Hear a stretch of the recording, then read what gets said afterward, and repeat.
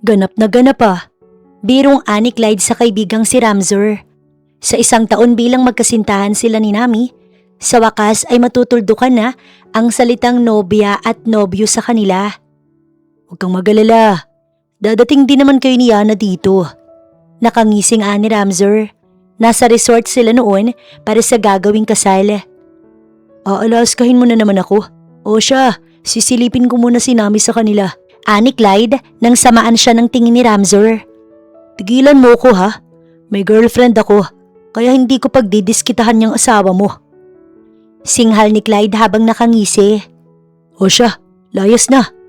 Pagalis ni Clyde, sinipat ni Ramzur ang kanyang sarili sa salamin. Hindi niya alam kung magagwapuhan ba si Nami sa kanya kapag nakita siya sa navy blue niyang suot na suit. Lumabas sandali si Ramzur para i-check ang pagkakaayos ng magiging venue. 3:00 pa lamang noon ng hapon, kahit ang sikat ng araw ay katamtaman lamang. Malapit sa dagat ang pagdadausan ng kasal nila ni Nami. Dahil gusto ni Ramzur na mag-ala prinsesa ang motive ng kanilang kasal, kaya light pink ang pinili niya, kahit na masyadong girly para sa katulad niyang mafia. Sir, pormadong-pormado tayo ah. Ani Marco na nakangiti. Isa ito sa mga best man ni Ramzur. Masaya po ko para sa inyo, sir. Saad ni Marco. Umaasa kasi si Marco na magbabago ang kanyang boss sa pagiging moody nito dahil sa pagdating ni Nami sa kanyang buhay. Wala pa ba ang mom mo? Pag-iiba ni Ramzur sa kanilang usapan. Manggagaling pa kasi si Nami sa bahay nila. May kung ano kay Ramzur at hindi siya mapakali. Wala pa. Nakasalubong ko kanina si Sir Clyde. Kay Ma'am Nami daw ang punta niya. Kung sunduin ko na kaya? Ngiwing ani Ramzur. Boss, alam mo naman na hindi ka pwedeng umalis. Paano kung hindi na natapos ni Marco ang kanyang sinasabi nang mapatingin siya sa bulsa ni Ram nang nagriring at tumiilaw. Kumunot ang noo ni Ram. Kinuha niya ang cellphone at ganoon na lamang ang pagsasalubong ng kilay niya nang makita ang pangalan ni Clyde sa screen. Hindi nawala ang pagkakakunot ng noo niya hanggang sagutin yun. Anong kailangan mo? Ani Ramzur. At ganoon na lamang ang panlalaki ng mata niya kasabay ng pagbagsak ng cellphone niya sa lupa matapos ay mabilis na tinakbo ang kanyang kotse. Wala na siyang pakailam kahit pamadumihan siya. No, this can't be. Paulit-ulit na ani Ramzur. Maging si Marco ay nag-aalala na din kaya kahit walang ideya, sinundan niya ang boss niya. Napakabilis kung magpatakbo ng kotse si Ramzur. At kahit nga bihasa na si Marco sa pagdadrive, hindi niya pa din mahabol si Ramzur. Sa katagalan, dahan-dahan na bumubungad kina Marco ang pila-pilang mga sasakyan at malakas na bulong-bulungan kasabay ng pag-ugong ng malakas na sirena ng mobil ng pulisya. Naipreno kaagad ni Marco ang kotse nang biglaan ding huminto si Ramzur. Halos magkandara pa ito pababa ng kotse. Nami! Nami! Sunod-sunod na sigaw niya habang nagtatatakbo. Bumungad kay Ramzur ang wedding car na siguradong sakay ni Nami na nakataob. Puro gas-gas at may mga tama din ng baril. Maraming patak ng dugo sa daan. Nilagyan na nga ng yellow caution tape ang pinangyarihan para hindi na malapitan. Ngunit walang balak na magpaawat si Ramzur. Nami! Tumutulo ang luha niya at halata na wala siya sa ulirat. Nami, nasan ka? Hindi pwede to. Nagwawala si Ramzur at takmang papasukin niya iyon nang harangan siya ng mga pulisya. Ano ba? Bitiwan niyo ako. Fiancé ko yan. Malakas na sigaw ni Ramzur. Oo nga po, naiintindihan naman po namin. Kaya lang under of investigation po ang case ng fiancé niyo. Under of investigation your ass. Palapitin niyo ko't nang malaman ko ang nangyari sa fiancé ko. Malakas na sigaw ni Ramzur. Ngunit napalinga siya sa taong humawak sa kanyang balikat. Bro, kumalma ka. Ani Clyde. Kumalma? Pinapakalma mo ko? Nahablot ni Ramzur ang collar ng damit ni Clyde. Sige, sabihin mo sa akin kung paano ko kakalma. Kung hindi ko alam kung buhay pa ba si Nami. Nanggigilid na naman ang luha ni Ramzur. Clyde, Nami is my everything. Hindi ko alam ang gagawin ko oras na nawala siya. Noon ay tuluyan ng bumagsak ang luha ni Ramzur at ito ang unang beses na nakita ni Marco ang bagay na iyon. Tutulungan kita. Hanapin natin si Nami. Paano? Paano kung patay na siya? Paano kung hindi ko na siya makita? Clyde, hindi ko kaya. Luhaan na si Ramzur. Maya-maya lang ay nagdatingan na ang mami at daddy ni Ramzur, habang ang ina naman ni Nami ay halos hindi na makalabas sa kotse. Nangihina ang mga tuhod nito habang naglalakad palabas at inaalalayan ng asawa. Hindi ko kayang makita ang anak ko. Umiiyak na anang mami ni Nami. Mas lalo pa itong napaiyak nang makita si Ramzur. Tinakbo nito si Ramzur at niyakap. Sabihin mo, iho, buhay ang anak ko, hindi ba? Hahanapin mo ang anak ko. Hanapin mo ang gumawa nito sa kanya. Hanapin mo ang anak ko. Nang huminahon ito, ay kaagad na bumalik si Ramzur sa kotse. Ibinili niya kay Marco ang mami at daddy niya, maging ang mga magulang ni Nami. Saan po ba kayo pupunta? Tanong ni Marco. May kailangan akong siguruhin. Mabilis na dinrive ni Ramzur ang kotse niya papunta sa bahay nila Nathan. Sir, saan po kayo pupunta? Anang gwardya ng akmang papasok si Ramzur sa gate nila Nathan. Papasukin niyo ako. I wanna talk to them. Kailangan kong makausap ang boss niyo. Hindi po pwede. Wala naman po dyan sina sir. Nasaan sila? Ang mga ugat sa kanyang leeg at sentido ay naglalabasan. Pumunta po sa ibang bansa pero hindi namin alam kung saan. Wala naman po silang binilin eh. Napuno ng inis si Ramzur, ngunit nabuo ang palaisipan sa kanya na kung kailan nawawala si Nami ay tsaka naman umalis ang mga ito. Bumalik si Ramzur sa kotse niya tsaka tinawagan si Marco. Gumawa ka ng imbestigasyon sa NAIA. Umalis sa mga lintik na yon. Alamin mo kung saan pumunta sila Nathan. Ani Ramzur. Ilang araw nang nakakalipas mula nang hindi matuloy ang kasal ni Ramzur. Suot niya pa din ang kanyang suit habang nakaupo sa sahig at nakasandal ang likod sa kama. Bumagsak na ang katawan ni Ramzur dahil hindi na ito natutulog at hindi na kumakain. Ang mga pinagbasyuhan ng alak ay nagkalat sa kanyang kwarto. Ganoon na lamang ang pagkasilaw ni Ramzur nang bumukas ang kanyang pinto. Palibhasa nga'y balot ng dilim ang kanyang kwarto at hindi na din nasisinagan ng liwanag ang kanyang mata. Sir, nag-aalala na po si Madam sa inyo. Anang kasambahay nang puntahan siya nito. Sinabi ko na Milet, hayaan niyo ako. I'm fine, just let me. Kahit na malayo ang agwat nila sa isa't isa, ay malinaw na naamoy ng kasambahay ang matapang na amoy dulot ng alak. Dalhan mo ko ng maiinom. Pero sir, hindi na nito alam kung sino ang susundin sa kanila ng ina ni Ramzur. Maya-maya pa, muling bumukas ang pinto at si Marco naman ang pumasok. Wala sa ulirat na tumayo si Ramzur. Marco. Ani Ramzur, halos magkandara pa siya nang ito ay lapitan. Ano, may balita na ba kay Nami? Nasaan siya? Sir, hindi pa din po nagbibigay ng statements ang may-ari ng NAIA. Labis po na humihingi ng pasensya. Ngunit privacy daw po ng mga tao yon kaya't hindi pwedeng ibigay. Ganoon ang sinabi nila? Aabot pa ba naman kami sa hindi maganda? Gusto niya ba ng sapilitan? Sir, huwag kayong mag-alala. Hindi ako titigil para mahanap si Mama. Ani Marco tsaka tumalima palabas. Bumalik si Ramzur sa kanyang kinauupuan at puno na naman ng kawalan ng pag-asa. Kaysa inaasa mo sa ibang paghahanap sa kanya, bakit hindi ikaw ang kumilos? Naroon sa unahan ng pinto si Grayson at nakasandal. Malaki ang posibilidad na buhay pa ang fiancé mo. Anytime, pwede siyang bumalik. Gusto mo bang makita kanyang ganyan ang sitwasyon mo? Ang mata niya na nanggigilid na naman ang siyang bumungad kay Grayson. Hindi mo ko maiintindihan dahil wala ka sa posisyon ko. Mas malala ang dinanas ko sa iyo, Ramzur. Itinago mo sa akin ng 5 taon ng mag-ina ko dahil yun ang kahilingan ni Feb. Pero hindi ako huminto sa paghahanap. Si Nami mag-iilang linggo pa lang na nawawala. Bakit hindi mo siya hanapin? Kung sa tingin mo si Nathan ang kumuha sa kanya, tandaan mo, nasa laylayan lamang siya ng mga bagay na kaya mong gawin. Isa kang mafia. Saad ni Grayson nang tapikin ang balikat ni Ramzur tsaka tuluyang umalis sa kwarto. Nagbaba ng tingin si Ramzur. Saan ako magsisimula? Paano kita hahanapin? Tumingala siya at isinandal ang kanyang sarili sa kama habang tumutulo ang luha.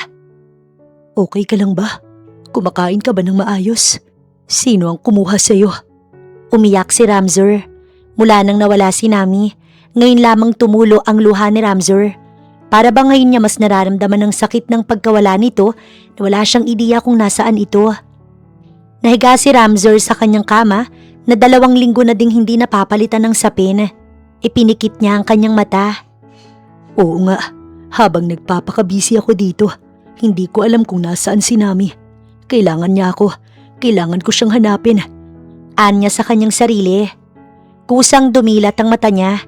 Wala nang kalasingan, ngunit amoy niya ang matapang na amoy dulot ng alak. Bumangon si Ramzur sa kama at hinawi ang kurtina sa kanyang bintana. Ang maliwanag na umaga ang bumungad sa kanya. Isa-isa niyang pinulot ang mga pinagbasyuhan ng kanyang alak. Nalasing din ako. Nakangising Anya nang makitang 4 na malalaking plastik ang kanyang naipon dahil sa mga bote. Inalis niya ang mga damit na suot niya matapos ay dumiretso sa shower room. Nanibago siya nang makita ang kanyang itsura. Medyo humaba na ang buhok niya, maging ang kanyang mukha ay lumiit. Malaki ang ibinagsak ng katawan niya. Matapos niyang maligo ay lumabas na siya at nagbihis. Kinuha niyang muli ang suit na hinubad niya tsaka yung sinabit. Paglabas niya, ganoon na lamang ang gulat ng mami niya nang siya ay makita. Anak! Parang maiiyak ito nang lumapit sa kanya. Hinawakan ng kanyang pisngi. Tingnan mo ang itsura mo. Napakalaki ng ibinagsak ng katawan mo. Masaya ako't lumabas ka na sa kwarto mo. Kailangan ko pong hanapin si Nami. Ma'am, ipagluto mo ko ng paborito ko. Kakain ako ng madami. Ani Ramzur at magiliw namang tumango ang kanyang mami. Huwag kang mag-alala. Habang nasa loob ka ng kwarto, kumikilos na ang daddy mo para hanapin si Nami. Talaga po? Bagaman nalaman niya iyon, hindi pa din nawala ang lungkot sa kanyang tinig. Ngayon niya lang kasi na-realize kung gaano na ba kahaba ang panahon na kanyang sinayang. Maya-maya pa, nadinig niya ang yabag ng daddy niya papunta sa kusina. Oh, mabuti naman at lumabas ka na sa lungga mo. Ito ang bungad sa kanya ng kanyang daddy. Naboring ka na ba? I'm sure. Gaganahan ka kapag sinabi kong nasa Amerika si Nathan. Anong ginagawa niya doon? Napatayo si Ramzur mula sa kanyang kinauupuan. Matindi ang naging hirap ko kakahanap sa kanya. Kaya trabaho mo nang alamin kung anong ginagawa niya doon. Gutom na din ako. Baling ito sa asawa. Nakatanaw lamang si Ramzur sa ama na para bang kampanting-kampante. Bakit? Tanong pa ng daddy niya nang mapansin ang malalim niyang pagtitig dito. Bakit hindi ako nababahala sa kalagayan ni Nami? Anito pa, tsaka tinikman ng niluto ng asawa. Sapagkat gampanin mo na yon, nagawa ko ng dapat kong gawin para sa'yo. Panahon mo naman para makilala at katakutan ng mga taong nagbabalak na kalabanin ka. Pinabawi lamang ni Ramzur ang kanyang sarili bago siya kumilos. 4 na araw nang nakararaan mula nang lumabas si Ramzur sa kanyang kwarto at ngayon ang itinalaga niyang araw para pumunta sa opisina. Boss! Parang maiiyak pa si Marco nang magkasalubong sila papasok. Mabuti naman po't pumasok na kayo. Bakit ganyan ang itsura mo? Hindi ka ba natuwa't wala ako sa paligid mo? Nakalabi itong umiling na para bang maiiyak. Mas natutuwa ako kung nandito kayo. Masaya at pinapagalitan ako palagi. Ngumisi si Ramzur tsaka tinapik ang balikat ni Marco. Kung ganon, mag-book ka ng ticket papunta sa Amerika. Kasama ako? Nanggigilid ang luha na tanong pa nito kaya tumango si Ramzur. Oo, kasama ka. Kailangan kita doon. Kung noon ako ang ginulat niya, ngayon ako naman ang gugulat sa kanya. Kilala ang mga Montefalco kaya't isang sabi lamang ni Marco mula sa contact nila sa airport ay nakapagpabook na ito. 2:00 ng hapon ang naging flight nila. Habang wala kayo, may mga naipon din ako impormasyon. Kaya lang hindi na hinayaan ni Chairman na ipaalam ko sa inyo kaagad. Alam niyang pupunta kayo ngayon sa Amerika dahil sa ibinalita niya sa inyo. Ngunit maliban doon, heto pa po ang ibang detalye. Ibinigay ni Marco ang brown envelope habang nasa loob sila ng eroplano. Kaagad naman na binuksan iyon ni Ramzur. May mga litrato doon ni Nami habang naka-wedding gown. Yun ang araw na nawala ito. May mga dugo ang katawan nito sa sumunod na picture. Muling tiningnan ni Ramzur ang 3 picture kung saan naroon si Nathan at karga si Nami na walang malay. Dam! Malakas na sigaw niya. kasabay ng pagtayo niya dahilan para makuha niya ang lahat ng atensyon ng mga tao doon. Sir, may problema po ba? Tanong ng steward. Wala. Sagot ni Ramsor tsaka nag-iwas ng tingin. Ngunit ang litrato na hawak niya ngayon ay lukot-lukot na. Maupo po kayo, sir, at kung maaari ay kumalma. Anito sa kanya. Nang maupo si Ramsor, hindi pa dinaampat ang galit nito. Papatayin ko siya, Marco. Papatayin ko siya. Nanggagalaiti si Ramsor. Maliban dito, ano pang alam mo? Wala na po akong alam, sir. Ipinikit ni Ramsor ang kanyang mata at pinakalma ang kanyang sarili.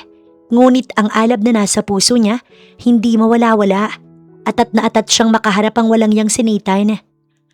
Pagdating nila sa bansa, sa hotel sila dumiretso, pag-aari ng isa sa mga kaibigan ng kanyang daddy. Kakaupo niya lang noon sa kama nang makatanggap siya ng tawag mula sa kanyang daddy. Malamang nagalit ka sa akin dahil hindi ko kaagad sinabi sa'yo. Sapagkat ang taong inuunang bugso ng damdamin ay mas madalas na nauunang pumanaw. Ikaw lang ang meron ako, anak, kahit ayoko maging duwag ka. Ngunit ayoko din naman na maging matapang ka dahil kinakain ka ng emosyon mo. Maging kalmado ka. Mababawi mo si Nami. Magtiwala ka sa sarili mo. Yon ang rason kung bakit kita hinayaan na pumunta diyang mag-isa. Bumagsak ang kanyang luha. I don't know how to calm down, Dad. Hindi ko alam ang gagawin ko. Para na akong mababaliw. Paano kung hindi ko naabot ang buhay si Nami? Kung ganoon ay handa mo ang iyong sarili. Hindi ang Nathan na yun ang magpapasuko sa iyo, anak. May mga investigator na padating dyan para tulungan ka. Always take care, my son. Parang kinilabutan si Ramsor sa huling sinambit ng kanyang ama. Sa totoo lang ay walang plano si Ramsor na makipagtulungan sa mga investigador na sinabi ng kanyang daddy. Ang paalalahanan siya nito ay sapat na. Ikaw na lamang ang kumausap sa mga bisita mamaya. Gusto ko na munang magpahinga. Tumango naman si Marco.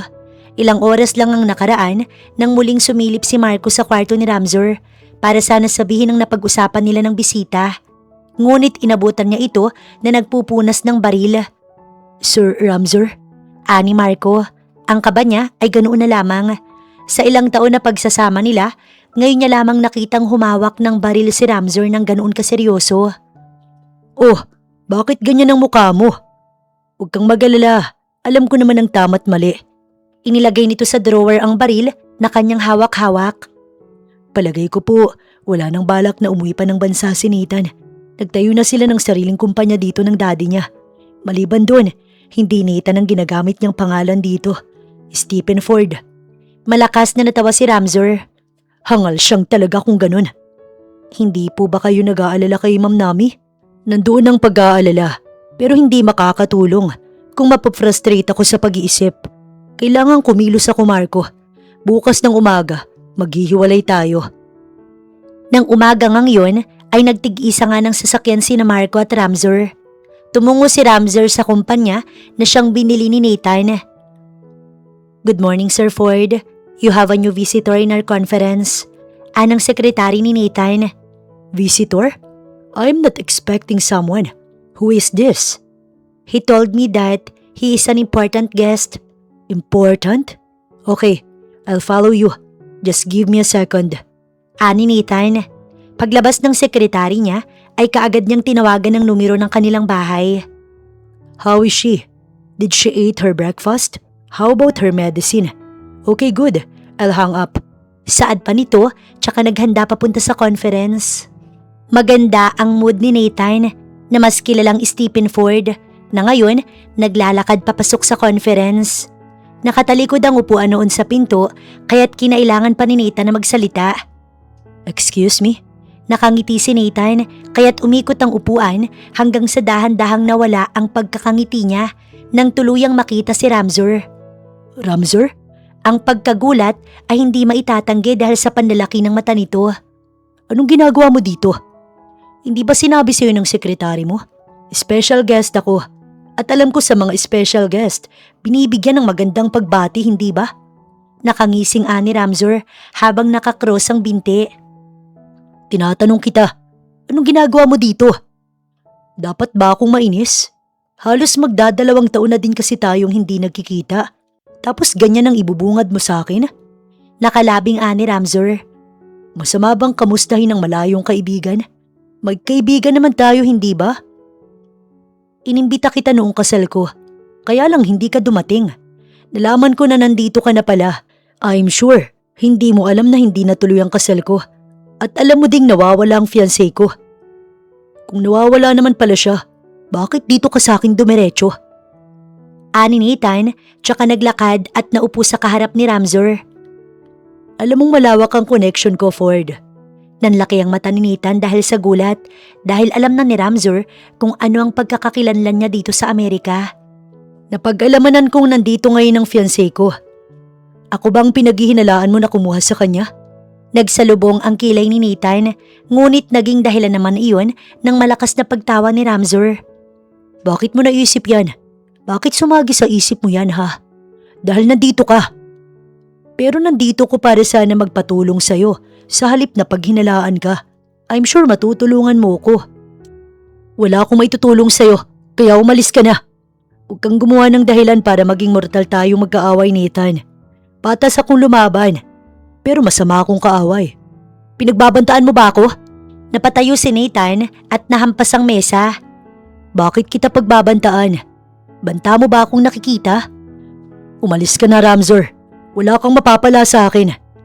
Ilabas mo si Nami. Naistatwa si Nathan sa sinabi ni Ramzor. Nang lingunin niya si Ramzor ay masama talagang titig nito, ngunit hindi nagpatinag si Nathan.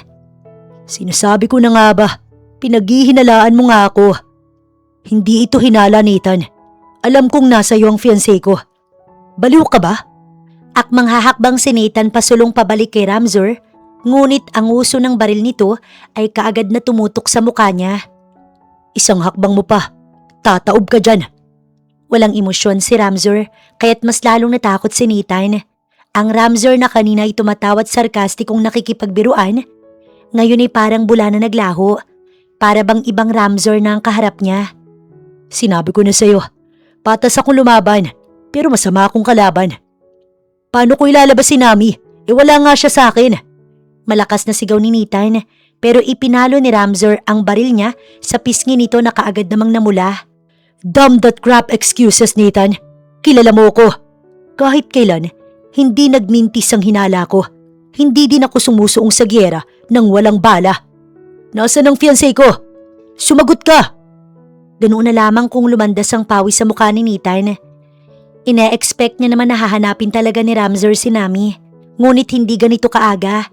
Wala pa yatang 2 buwan mula nang makuha niya si Nami.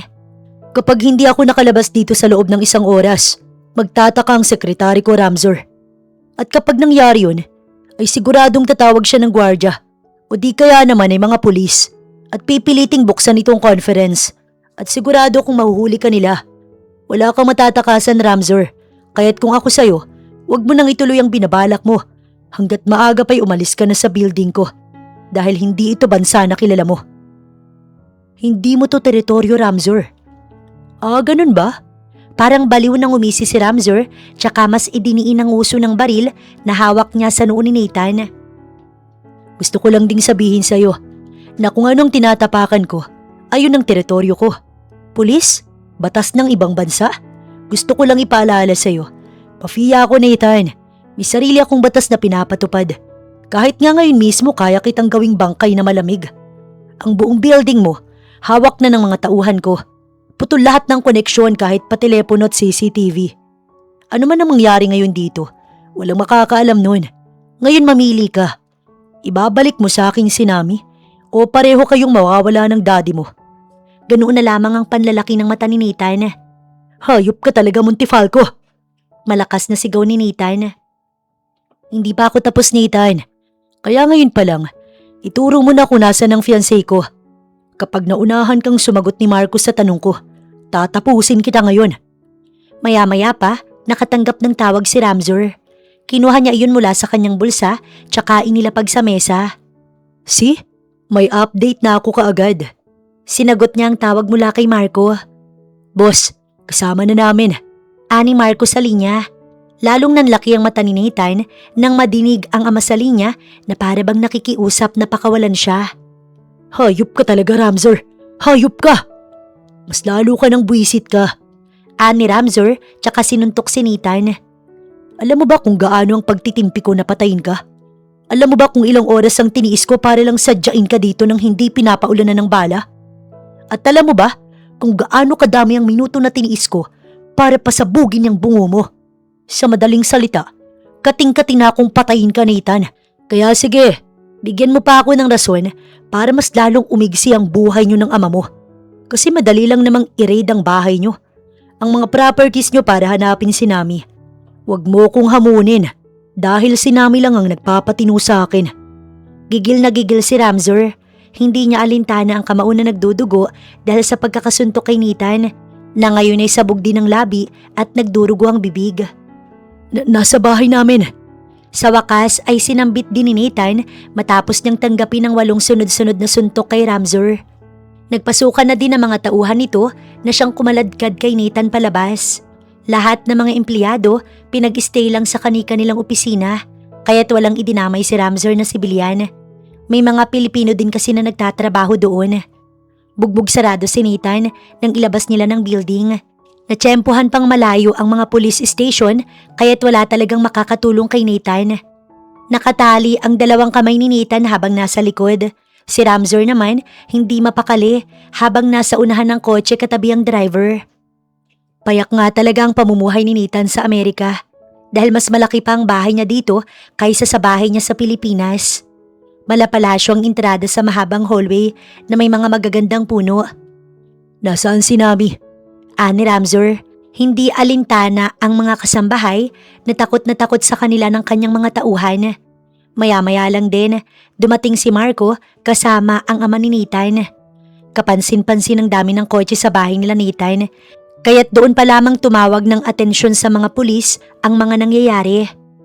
Boss, nag-aalalang ani Marco nang madinig niya ang sirena ng mga pulis.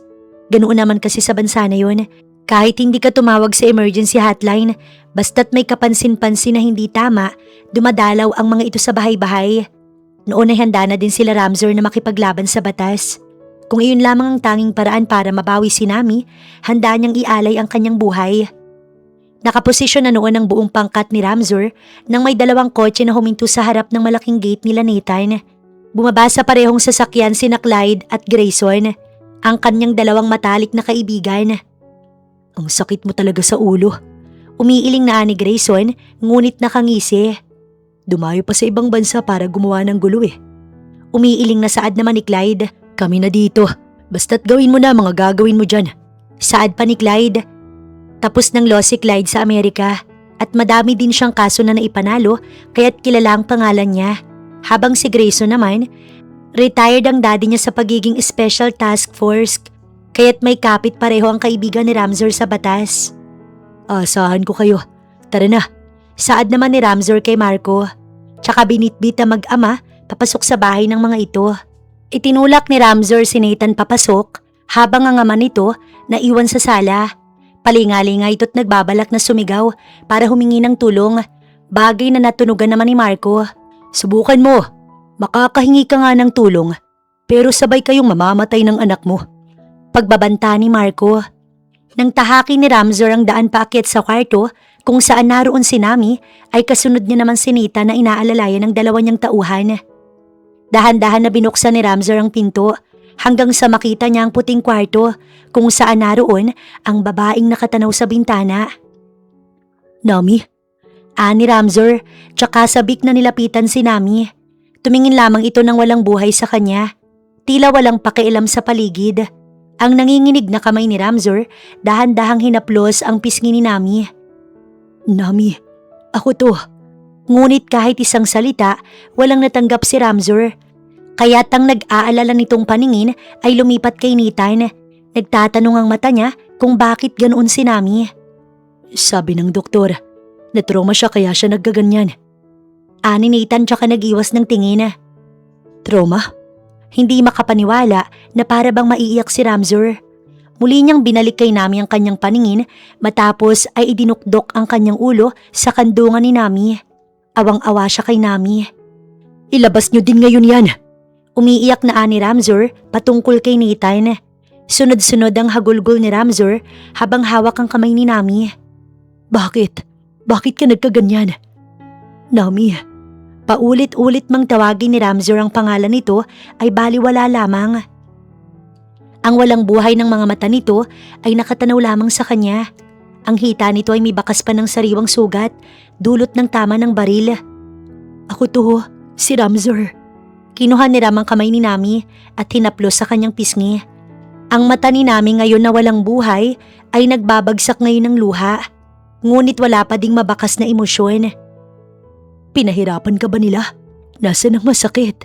Sorry kung wala ako sa tabi mo ng mga panahon na kailangan mo ko. Patawarin mo ko, Nami. Patuloy pa din sa pagluha si Ramzur. Niyakap niya ang kasintahan ng mahigpit. Hindi na ako papayag na mawalay ka sa akin. Ang katawan ni Nami ay halata na matinding sugat ang inabot dahil sa mga pilat na nasa braso at binti. Napuno ng awa si Ramzur sa kasintahan. Gustong-gusto niyang sumigaw ng mga sandaling yun dahil sa sakit ng loob niya. Ngunit dahil nga trauma si Nami kaya't pinigil niya ang kanyang sarili. Dito ka lang ha? Ani Ramzur, tsaka akmang tatayo na siya nang hawakan ni Nami ang kamay niya. Napatingin doon si Ramzur. Walang imik si Nami, ngunit ang mata nito ay blanco pa din. Huwag kang mag-alala, hindi kita iiwan. Iniwan ni Ramzur ang isa niyang tauhan para sa seguridad ni Nami hanggang sa lumabas siya at pumasok sa kabilang kwarto kung saan naroon si Nathan. Nakaupo sa bangkong kahoy habang nakatali pa din ang kamay. Namaywang si Ramzur at tila anytime makakagawa siya ng hindi maganda. Gusto kong malaman lahat ng motibo mo. Bakit mo kinuha sa akin si Nami? Gusto ko si Nami noon pa man, pero dahil inagaw mo siya.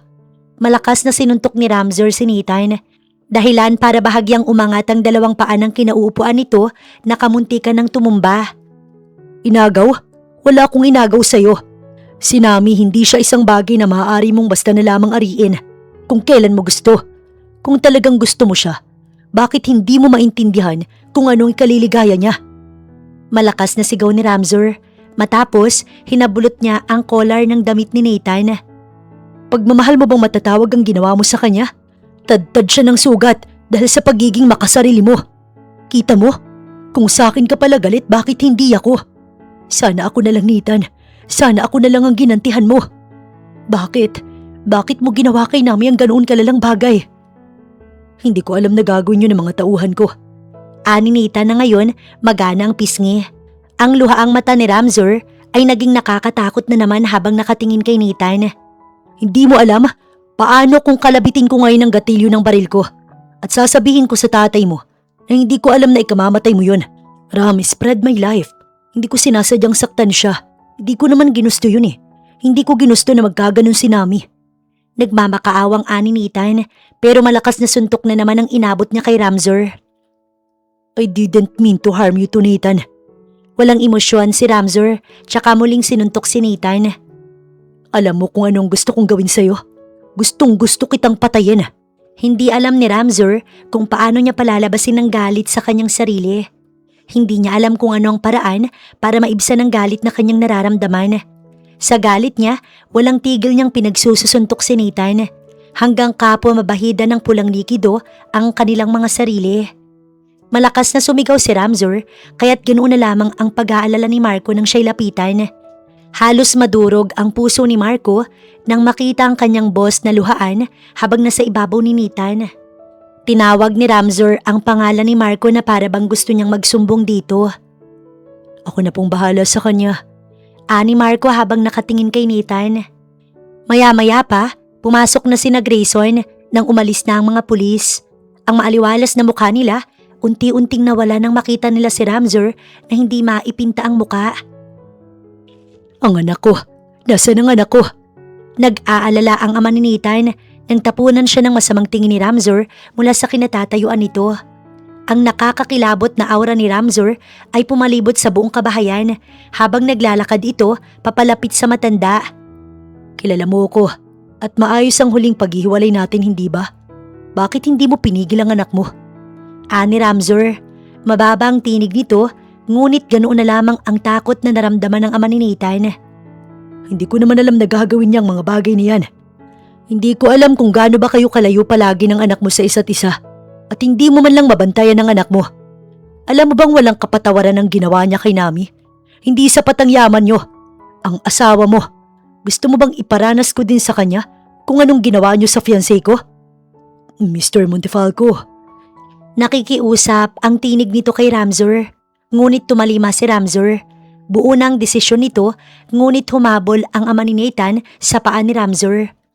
Maawa ka sa asawa ko. Wala siyang alam sa lahat ng to. Anito kay Ramzur habang ang mata nito tila pabagsak na ang luha. Tinadyakan ni Ramzur ang kamay ng matanda. Ikaw ba'y naawa kay Nami? Kinuha ni Ramzur si Nami at kinarga palabas sa kwarto. Ganoon na lamang ang gulat ni Clyde at Grayson nang makita ang kalagayan ni Nami. Hindi namin alam kung anong mga nangyari pero mag-i-stay kami ni Grayson kahit na 3 pang araw dito. Ani Clyde nang sundan sa labas si Ramzur. Kung alam mong may maitutulong kami, huwag kang mag-hesitate na tawagan kami. Saad naman ni Grayson. Thanks bro. Tsaka siya sumakay sa kanyang kotse. Dumiretso siya sa hotel na inuukupan nila ni Marco. Inalalayan niya si Nami na ganoon pa din ang itsura. Kahit na lamang malaki ang pinagbago ng itsura at katawan ni Nami, ay hindi pa din nabawasan ang pagmamahal niya para sa nobya. Inipit niya ang ilang hibla ng buhok nito sa tenga. Matapos maihatid ni Marco sa abandonadong building ang mag-ama, kaagad nitong tinawagan ng boss niya para ipagbigay alam ang sitwasyon. Nakahiga na noon si Nami sa kama habang hawak ang kamay ni Ramzur na nakaupo sa kaharap na upuan ng kama kung saan naroon si Nami. Ibinuka ni Nami ang bibig niya. Wari tinatawag nito ang pangalan ni Ramzur, ngunit walang tinig habang ang mata nito nagsisimula na namang mamasa. Tila nagsusumbong ito sa kung ano man ang kanyang sinapit. Tanya, hindi na yun mauulit. Hindi na kita iwawala sa paningin ko. Hindi ako papayag na hindi sila magbabayad sa ginawa nila sa'yo. Tumayo si Nami na wari na iintindihan ng kanyang sinabi. Nang ipikit ni Nami ang kanyang mata ay nagpuyos sa galit si Ramzur. Ang dating maganda at masiglang mukha ni Nami, nagmistulang manika na walang buhay dahil sa ginawa ni Nathan. Nang lumalim ang tulog ni Nami, ay madaling araw na. Nag-asikaso si Ramzur dahil ngayon ang pinaling pagkikita nila ng mag-amang sila Nathan. 2 gwardyang naiwan sa bukana ng pinto ng kwarto nila habang 8 tauhan niya naman ang naiwan sa harapan ng hotel. Maging sa parking lot ay may 3 ding naging bantay bago siya tuluyang pumunta kina Marco. Malamig na pagbuhos ng tubig ang nagpagising kina Nathan at sa ama nito. Inalis ni Marco ang sakong itim na nasa ulo nito. Naalimpungatan pa nga ito hanggang sa mapansin ang upuang kaharap kung saan naroon si Ramzur. Magandang umaga. Walang emosyon na ani Ramzur habang nakatingin sa dalawa. Bitiwan niyo ako! Ano ba? Malakas na umieko ang tinig ng babae na siyang bumabalot sa kabuuan ng lugar. Nataranta si Nathan dahil sa pamilyar na tinig na iyon, lalo na nang makita niyang figura ng kanyang ina at nakumpirma iyon ni Nathan nang tuluyang maalis ang sako din na nasa ulo ng kanyang ina.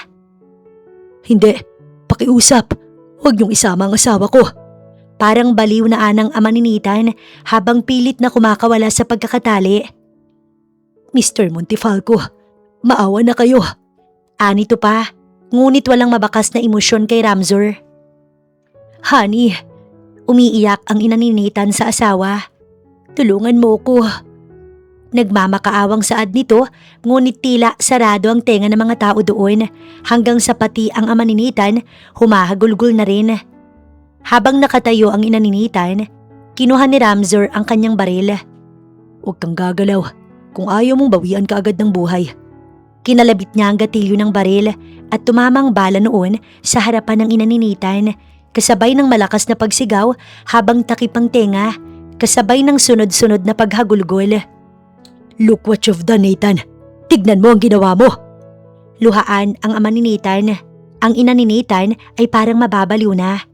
Nakikita nilang lahat kung anong itsura nito kahit walang-wala ito sa mga dinanas ni Nami. Balot ng pawis ang ina ni Nathan. Walang yaka, Montefalco. Malakas na sigaw ni Nathan, ngunit umusbong na naman ang takot sa kanya nang itutok na naman sa kanya ni Ramzur ang baril. Isang buka pa ng bibig mo.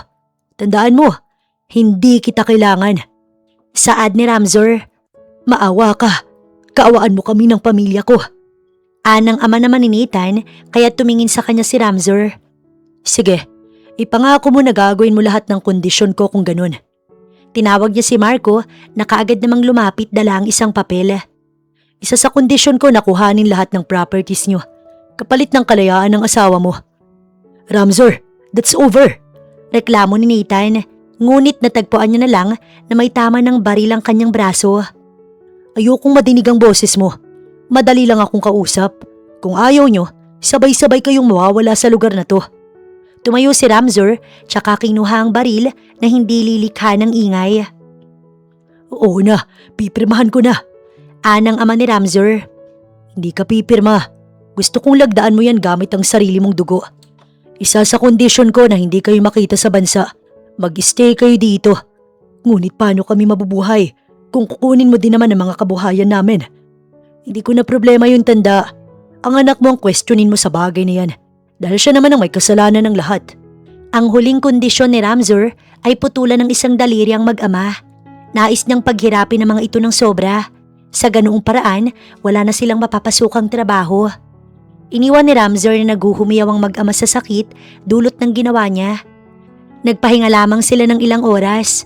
Nang mag-umaga ay nagpakuha na si Ramzur ng pribadong sasakyan panghimpapawid.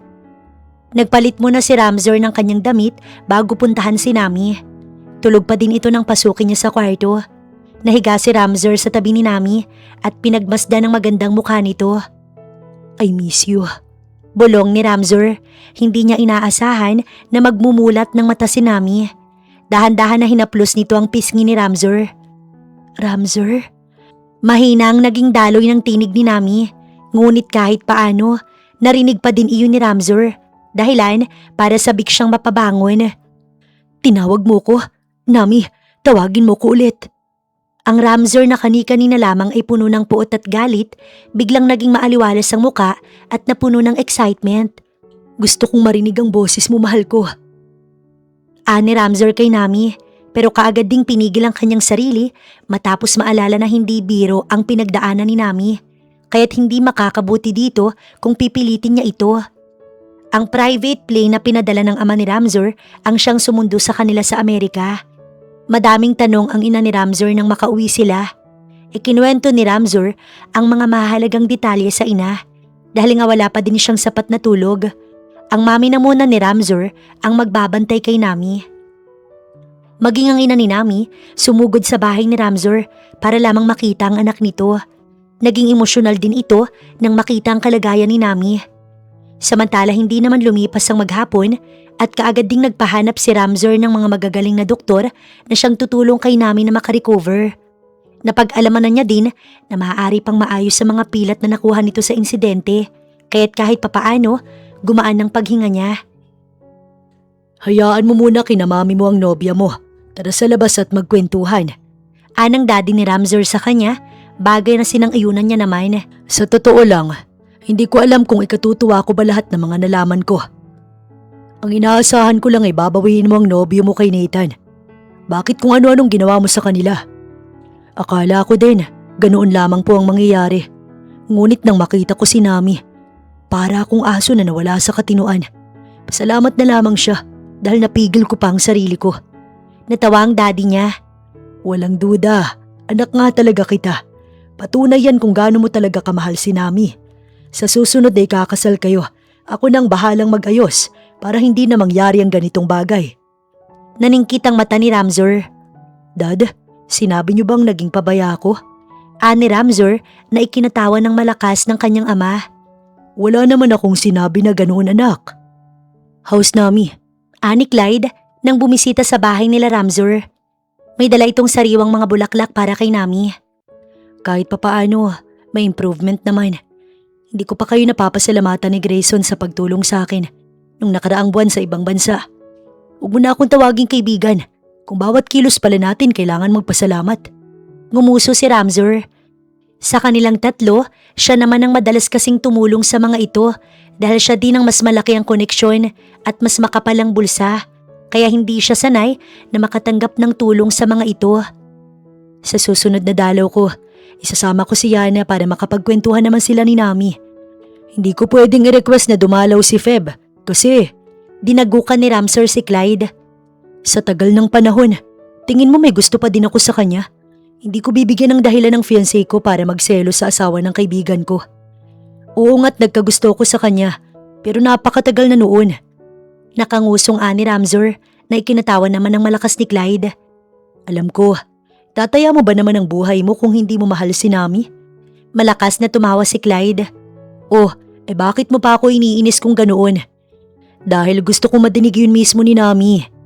Ani Clyde, tsaka nginuso ang pinto ng kwarto nila kung saan naroon si Nami. Nakasilay ang kaunting ngiti sa labi nito. Kumaway si Clyde kay Nami matapos ay nagpaalam na din. Ayoko makasira ng momentum sa inyong dalawa. Tinapik niya ang balikat ni Ramsor. Salamat sa pagdalaw. Pahabol ni Ramsor matapos ay naglakad palapit sa nobya. Bakit ka naman bumangon ng ganito kaaga? Wala bang masakit sa'yo? Umiling naman si Nami tsaka ngumiti. Ngiti na matagal nang hindi nasisilayan ni Ramsor. Hindi na naman niya naiwasang maging emosyonal. Inipit ni Ramsor ang ilang hibla ng buhok ni Nami sa likod ng tenga nito tsaka hinagkan ang noo ni Nami matapos ay niyakap. Sa 2 buwan na paggagamot nito, ngayon lamang ito lumabas ng kwarto. Kumpara noon nang makuha nila ito ng walang kamalayan ay may buhay na kahit papaano ang mata nito. At ngayon nga, nasilayan na ni Ramsor ang ngiti nito. Sa tagal din, hindi niya pa din alam kung anong eksaktong nangyari kay Nami dahil hindi pa ito nakakapagkwento. Paunti-unti din sa tulong ng kanilang mga magulang, nagagamot na ang mga bakas ng trauma na naiwan kay Nami. Maliban sa psychiatrist na tumutulong kay Nami, may sarili din siyang derma para sa balat niya na naapektuhan ng aksidente. Okay na ako. Ikaw, kamusta? Ani Nami, lalong humigpit ang yakap ni Ramsor sa kanya. Hanggang sa sunod-sunod na naman nahigitin nito ang kanyang balikat habang umiiyak. Ram, umiiyak ka ba? Dito ka lang, hayaan mo lang ako na ganito. Gusto lang kitang yakapin ng matagal. Bakit ka nga umiiyak? May problema ba? Nag-aalalang ani Nami, kaya't sa katagalan, pinakawalan din siya ni Ramsor. Nakababa ang tingin ni Ramsor. Habang luhaan ng mata nito, bagay na ikinatawa ni Nami. Ikaw naman ang mafia na kinatatakutan ng lahat, pero takot na mawala ako. Mahal kita eh. Mahal din kita, Ram. Sobrang mahal. Halika sa kusina, ipagluluto kita ng breakfast. Wala si Mom and Dad. Nagbakasyon ng ilang araw sa Boracay. Inupo niya ang nobya sa upuan na naroon, kaharap ng kanyang paglulutuan. Mula nang ikasal sila, naging busy na si Daddy sa pag-handle ng negosyo. Kaya nga mula nang makagraduate ako, panina ang pangungumbinsi sa akin ni Dad na ako nang mag-handle ng negosyo nila. Feeling ko nga, pinanganak lang nila ako para mamahala ng yaman nila. Mahabang kwento ni Ramsor. Gusto mo na din bang magpahinga ganoon kay Daddy? Tanong naman ni Nami habang nakapangalumbaba. Gusto ko din kaya lang, alam nating malabo. Napalingon siya kay Nami. Ngumiti ito ng matamis. Matapos ay inilapag ang pregnancy test na may positibong resulta. Nabitiwan ni Ramsor ang sandok na kanyang hawak. Paparisan yan. I'm pregnant, Ramsor. Nataranta si Ramsor na nilapitan si Nami at halos magtatalon sa tuwa. Dahil masyado siyang overwhelmed, ay tinawagan niya kaagad ang kanyang mami at daddy para ipagbigay alam yon. Ano? May gusto ka bang kainin? Maupo ka lang kaya? Baka mapagod ka. Ramsor, mag-iisang buwan pa lang ang tiyan ko, kaya wala pa ako sa punto ng paglilihi. Ani Nami para pakalmahin si Ramsor. Halos mag-iisang buwan na din mula nang makabawi ako sa trauma na dinanas ko. Natahimik si Ramsor. Ito na ang kwento na inaantay niya. Nang araw ng kasal natin, wala akong ideya na maaari palang mangyari ang lahat ng yon. Tumama ang 2 bala sa balikat ko. Matapos ay sinubukan kong tumakbo kahit na balot ng dugo ang wedding gown ko. Pero may 2 panibagong bala pa din na tumama sa hita ko at doon ako nawala ng malay. May kaunting lungkot na naramdaman si Ramsor. Sorry kung wala ako sa tabi mo ng mga sandaling yun. Tapos na yon at kasama na kita ngayon. Sigurado ko na hindi mo din naman gugustuhin na sapitin ko ang mga bagay na yon kung sakali. Hinding-hindi, Nami. Kung pwede na ipalit ko ang sarili ko ng mga sandaling yun, huwag ka lang masaktan ay gagawin ko. 4:00 na noon ng hapon habang nakahiga si Ramsor sa kandungan ni Nami nang makarinig sila ng matinis na tinig mula sa labas. Nagkagulatan pa sila ni Nami nang pumasok ang mami at daddy nila na inaasahan nilang nasa Boracay. Oh, ano't narito kayo? Nako, pagkabasa ng mami mo ng message mo, nag-aya ka agad na umuwi. Natatawang anang ama ni Ramzor. Kaagad na naupo ang ina ni Ramzor sa tabi ni Nami. Kamusta ihang pakiramdam mo? Okay ka ba? Yung mga nararamdaman mo, sabihin mo sa akin. Nagdaan din ako sa pagbubuntis, kaya tsak na maiintindihan kita. Wala pa pong bago sa nararamdaman ko dahil mag-iisang buwan pa lang din po ang tiyan ko.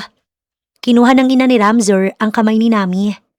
Ngayong magkakaanak na kayo ni Ramzor, wag kang mahihiya sa akin ha?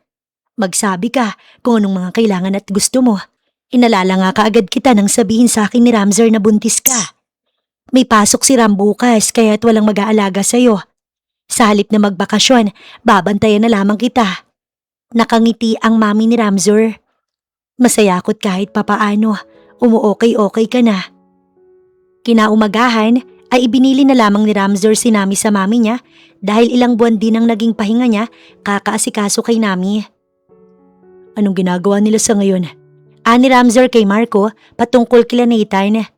Lahat po ng kalkulasyon nyo ay tumama. Bantay sarado sila ng mga tauhan natin doon. Ang huling balita ko, tanging sa pangangalakal lamang nabubuhay ang mga yun dahil walang ibig tumanggap sa kanila dahil sa ginawa nyo. Walang-wala pa yun kung ikukumpara ko sa pinagagawa nila kay Nami. Wala akong pakialam kahit pa hindi kasali ang daddy ni Nathan. I want to bury them alive. Umusbong na naman ang galit kay Ramzor kaya minabuti niyang palabasin na si Marco. Nga pala, nadala mo ba lahat ng mga pinabili ko sa'yo? Ani Ramzor at inosente naman na tumango si Marco at tinuro ang paper bag na nasa gilid ng kanyang mesa. Kapag may naghanap sa akin, sabihin mo na busy ako. Ayokong tumanggap ng bisita. Kailangan kong pagtuunan ng pansin ng mga naiwan kong trabaho. Tumango si Marco at lumabas. Ilang minuto lang ang pinalipas ni Ramzor nang kuhanin niyang paper bag na tinutukoy niya, tsaka isa-isang kinuhang laman nun at nakangiting binasa ang mga libro. Gusto ko lang siyang makita. Sobrang busy ba? Anang tinig mula sa labas. Kung gusto niya, sasaluhin ko na lamang ang trabaho niya ng pang-2 araw. Itinabi sandaling ni Ramzor ang pagbabasa dahil naiirita na siya sa boses na iyon hanggang sa bumukas ang pinto at sumilip si Marco. Sir, nandito po si Sir Grayson. Gusto po kayong makausap. Papasukin mo. Nakangiti si Grayson nang pumasok. Bising-busy ka daw, sabi ni Marco. Tinakpan ni Ramzor ang papel ng libro na kanina ay kanyang binabasa. Medyo. Ilang buwan din kasi akong hindi nakapagtrabaho ng maayos. Talaga? Ano naman to? Maya-maya ay nahagip ng mata ni Grayson ang libro na nasa ilalim ng papel na nasa harap ni Ramzor. Sandali lang. Akmang aagawin niya iyon kay Grayson, ngunit huli na dahil nabasa na iyon ni Grayson. How to be a good husband and father? Bakit meron ka nito? Buntis na ba si Nami? Mind your own business, will you? Bakit hindi ka na lang sa akin magtanong kung paano gawin yun? Ani Grayson, pero nawala ang kumpiyansa niya sa sarili nang makitang nakataas na kilay ni Ramzor. Baka nakakalimutan mo. Akong nag-alaga sa anak mo ng 5 taon, kaya wag mo kong yayabangan. Si Grayson naman ang nahiya dahil yun naman talaga ang totoo. Ano? Bakit hindi ka makasagot? Oo na, nandito lang naman talaga ako para ayain ka mamayang mag-inom kasama si Clyde. Sana pala hindi na lang ako nagyabang eh. Bulong na saad ni Grayson sa sarili na ikinangisi naman ni Ramzor. I'm sorry, sa ngayon kasi kailangan ko pang pagtuunan ng pansin si Nami. She's not yet totally healed. Hayaan mo, kapag gumaling siya, ako mismo magyaya sa inyo ni Clyde. O siya, hindi na kita pipilitin. Basta't kapag available ka na magsabi ka lang. Miss ka na din namin ni Clyde na kasama. Sa dami ng pinagdaanan natin sa kanya-kanya nating mga buhay, hindi na tayo nagkasama-sama. Dahil tapos na ang henerasyon natin, Grayson. Panahon na para pasibuli naman natin ang panibagong era ng version natin. Yun nga lang hindi natin alam kung magiging magkaibigan din ba sila. Lalo't nauna nang lumaki ang anak mo. Tingnan natin, mahirap ding ipilit ang bagay na hindi naman nila gusto. Ani Grayson, nagkwentuhan pa sila tungkol sa future. Matapos ay nagpaalam na din si Grayson. Pinagpasyahan na lamang ni Ramzor na sa bahay na basahin ng tungkol sa libro kasama si Nami at mag-focus muna sa trabaho. Kaya lang ay 2:00 pa lamang ay tinatawagan na siya ng kanyang mami. I'm still working, Mom. How's Nami? Kumain na po ba siya? Oo naman, anong palagay mo sa akin? Pababayaan ko ba ang apo ko? Natawa siya. Nawawala ang pagiging mahinhin nito kapag sinami ang usapan. Maaga kang umuwi. Magpapa-baby shower tayo. Ma'am, hindi po ba masyadong maaga para sa baby shower? O bakit? Wala namang masama. Huwag kang mag-isip ng hindi maganda. Wala namang mangyayaring masama sa manugang ko. O siya, ibababa ko na. Aantayin kita ng maaga ha? Anang mami niya. Ang simpleng salo-salo na inaasahan ni Nami, naging ingrande. Palibhasa nga'y mga in-laws niyang nagayos. Sa harap na lamang ng bahay nila ginawa ang venue. Baby shower lamang ang gaganapin pero parang dibo na ng magiging anak nila. Pink silk dress ang suot niya. Hindi pa nga lang siya bumababa dahil iniintay niya si Ramsor. Maya-maya pa, bumukas ang pinto at mukha ni Ramsor ang bumungad. Oh, bakit nandito ka pa din? Inaantay kita. Sorry kung natagalan ako. May tinapos pa ako eh. Namiss kita. Hinagkan niya si Nami ng mabilisan. Magbihis ka na. Madaming tao na sa babang nag-aantay sa atin.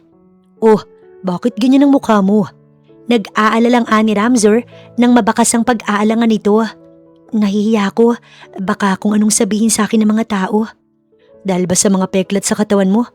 Light naman at hindi gaanong halata. Bukod doon, hindi naman nila kayang baguhin ang katotohanan na pakakasalan ka ng mafia at nag-iisang tagapagmana ng Montefalco. Bukod doon, dinadala mo pa ang anak ko. Kung gusto mo, kapag may nadinig akong hindi maganda tungkol sa'yo, ipapaligpit ko. Ani Ramsor, dahilan para hampasin ni Nami ang kanyang braso. Hindi ako nagbibiro. Kaya kong gawin yun para sa'yo. O kaya kung gusto mo, wag na lang tayong bumaba. Umiling si Nami. Gumana ang pakiramdam ko. Bakit pa ako tatanggi na bumaba? Kung kasama ko naman ang pinakamaimpluwensyang tao. Igagaya ko ng damit mo. Mag-shower ka na. Parang gusto kong magpapawis bago mag-shower. Puros kakalukuhan. Dali na, punta na ron. Ayaw mo? Ayaw mo talaga? Bahala ka. Malay mo maging kambal yan. Biro ni Ramsor hanggang sa mapatawa siya ng malakas matapos siyang kurutin ni Nami. Matapos maggayak ni Ramsor, muli niyang binigyan ng mabilisang halik sa labi si Nami. Hindi na kita malalambing mamaya. I'm sure, madaming bisita na gusto kong makausap. Hinawakan nito ang kamay ni Nami at giniya na pababa. Ang kumikislap na naman ng mga mata ng ina ni Ramsor ang sumalubong sa kanila sa labas. O ayan na nga palang pinakamaganda kong manugang. Anito kay Nami, tsaka nakangiti silang sinalubong. Iwan mo muna sa akin ang asawa mo. Ako nang bahala sa kanya. Anang ina ni Ramsor. May mga bisita din kasi silang businessman na daddy niya naman ang umaasikaso. Sige mami, pupuntahan ko din si dad para samahan siya. Dito ka lang kay mami ha? Tsaka hinagkan niya ang ulo ni Nami. Kapag napagod ka at gusto mo nang umakyat, tawagin mo lang ako, okay? Mom, huwag niyong iwala sa paningin niyo ang future wife ko ha? Giliw na giliw ang mga bisita nila habang nakatingin sa kanilang tatlo. Hindi na din kasi nila hinayaan na makalabas sa mga nangyari kay Nami. Kaya't walang alam ang mga tao sa ilang buwan na pagkakakidnap. Hindi ko alam kung bakit naman kasi hindi pa natuloy ang kasal nila. Anang isang bisita, mukha namang mahal na mahal nila ang isa't isa. Naku, mahabang kwento. Kung ako din naman ang tatanungin, gusto ko munang ipanganak ang apo ko bago sila ikasal. Pero wag kayong mag-isip ng hindi maganda. Mahal na mahal ko ang manugang ko. Malakas na tumawa ang ina ni Ramsor. Napakaswerte mo iha at mga Montefalco ang pamilyang nasadlakan mo. Mayaman ay mapagmahal pa. Ngumiti lang si Nami. Hay nako, mali ka ng akala. Saad naman kaagad ng ina ni Ramsor. Kami pa nga ang swerte dito kay Nami. Sa panahon ngayon, ang mga tao'y sa pera na lang nabubuhay. Pero itong manugang ko, hindi ito mabubuhay nang wala ang anak ko sa tabi niya. Kinikilig pa ang mami ni Ramsor. Maya-maya, giniyan nito si Nami para ipakilala pa sa ibang mga tao. Ang iba ay may mga dala pang regalo para sa magiging anak nila ni Ramsor. Halos hindi na nga nila kailangang mabili ng gamit dahil halos makukumpleto na iyon. Kung anak ko lang sanang ginusto nitong si Ramsor, di mas magiging maayos tayo. Nakarating sa tenga ni Nami iyon kaya't napatingin siya kina Ramsor. Anong ibig mong sabihin? Anang ama ni Ramsor sa kausap. Alam mo naman na hindi kami basta-basta tumatanggap ng tulong pagdating sa negosyo. In short, hindi ko isasaalang-alang ang damdamin ng anak ko Para lang sa kaunting yaman. Pabirong ng ama ni Ramzor na naging insulto naman sa kausap. Masyado naman yatang mataas ang tingin mo sa sarili mo. Kaunting yaman bang tingin mo sa akin? Alam mo naman siguro na ako ang ika-6 na pwesto dito sa bansa. Pagdating sa income, Mr. Montefalco. Sa halip ng ama ni Ramzor ang sumagot, ay minabuti ni Ramzor na ito ay supalpalin. Kaya ba ganyan kakatapang nabanggitin ng pamilya mo sa harap ko? Pambabastos ito sa mapapangasawa ko kung tutuusin. Pero gusto ko pa ding iparealize sa'yo na kung ikaw lang din ang magiging father-in-law ko, di bali na lang na tumanda ako. Napahagik-gik ng tawa ang ama ni Ramzor. Abat bastos kang bata ka. Yun na nga, alam mo na palang bastos ako tapos pumunta ka pa dito at kinausap mo ko. Dahil bastos ako, ipapakita ko na din sa'yo. Labas! Ani Ramzor, matapos ay naglapitan ng 3 gwardya na handang magiya sa lalaki palabas. At mga hawakan pa nga ito ng mga gwardya, kaya lang nagpumiglas ang lalaki. Hindi nyo na ako kailangan kaladkarin. May mga paa ako. Natawa si Ramzor habang pinapanood sa paglalakad palabas ng lalaki. Masyado kang mabigat kung manalita, kaya't hindi na ako magtataka kung bakit madami ang nagagalit sa'yo. Anang ama ni Ramzor habang tumatawa. Huwag po kayo magtaka, kayo ang daddy ko. Lumalalim na ang gabi, papasukin mo na si Nami. Kami na ng mami mo ang bahala dito. Thanks dad, ang cool nyo talaga. Mom, tawag pansin niya sa mami niya, tsaka nginuso si Nami na susunduin niya. O siya, sige na, at kanina pa kami lakad ng lakad. Anang mami niya, nakasandals din kasi si Nami, at alam ng mami niya kung ano ang pakiramdam noon. Hindi nga siya nagkamali. Nang i-check ni Ramzor ang likod ng paa nito ay mayroong paltos. Bakit ba kasi naglakad ka pa ng naglakad? Kinaraga niya si Nami na naging bulong-bulungan sa lugar. Iginiya ni Ramzor si Nami hanggang sa makapasok sila sa kwarto nang karga-karga pa din ito. Marahan na inilapag ni Ramzor si Nami sa kama. Sandali, at kukuha ko ng ointment sa paltos mo. Dito ka na lang, okay lang naman ako eh. Napagod ako, gusto kitang makasama. Makahulugan nang umiti si Ramzor. Sabi ko na eh, gusto mo din nahihiya ka lang. Narinig ko kanina yung lalaki. May babae palang may gusto sa'yo. Oo, hindi ko naman itatanggi na madaming nagkakagusto sa akin. Gusto ko ni ganito, gusto ko ni ganyan. Pero alam mo lang kung sino ang gusto ko. Ani Ramzor sa mismong mukha ni Nami. Walang halaga na papantay sa'yo. Walang milya na makakapaglayo sa'yo. Akin ka lang at sa'yo lang din ako, Nami. Tila nanunukso ang mga titig ni Ramzor kaya't kusa nang lumapit si Nami para hagkan ng kanyang labi hanggang sa kapwa magsagutan sila ng mga halik. 1 month pa lang ang tiyan mo. Pwede pang ma-develop yan, di ba? Ram, ano bang sinasabi mo? Ako ang nahihiya sa mga sinasabi mo. Bakit? Totoo naman ang sinasabi ko. Kapag naging kambal ang anak natin, hindi na tayo magbibaby. Ayaw mo nang mag-anak? 2 lang ang gusto mo? Depende. Kung kailan ka magkikrave sa akin. Paano kung ngayon? Natigil ang pagtawa ni Ramzor at napalitan ng gulat matapos umibabaw si Nami sa kanya. Ngayon ako nagkikrave sa'yo, Ram. Mapang-akit na ani Nami. Mahal kita, Ramzor.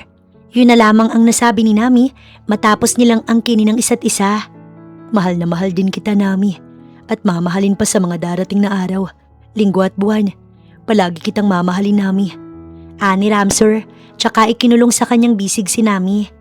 Ipinikit ni Nami ang kanyang mata habang nakayakap kay Ramzor.